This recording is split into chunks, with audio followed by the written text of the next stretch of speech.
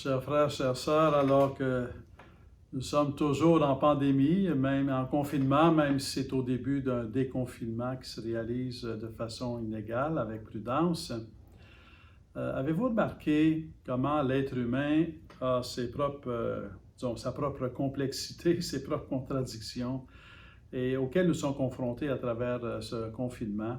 D'une part, l'être humain aime à penser qu'il se suffit à lui-même, qu'il n'a pas besoin des autres. Et pourtant, notre vie est remplie de moments à chaque jour où on expérimente le besoin des autres. Alors, si on vit dans une maison, bien, on a eu besoin du travail des autres pour la faire, puis même c'est nous-mêmes qui l'avons construit. On a eu besoin de matériaux qui ont été produits par d'autres.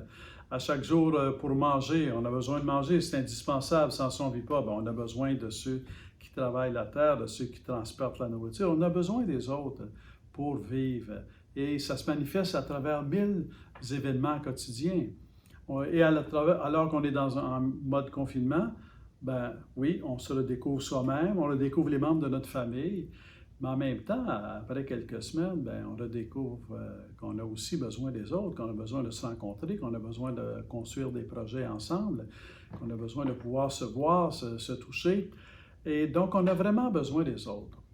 Mais ceci dit, donc, c'est difficile de reconnaître qu'on a besoin des autres pour l'être humain de façon paradoxale, mais en même temps, il y a quelque chose qui est encore plus difficile de reconnaître, c'est de reconnaître qu'on a besoin de l'autre, qu'on a besoin de Dieu. Et un des fruits qu'on peut espérer de cette pandémie, de cette épreuve que nous traversons ensemble, c'est de renouveler en nous notre conscience que nous avons besoin de Dieu, renouveler notre conscience que Dieu est premier, que Dieu est la source première.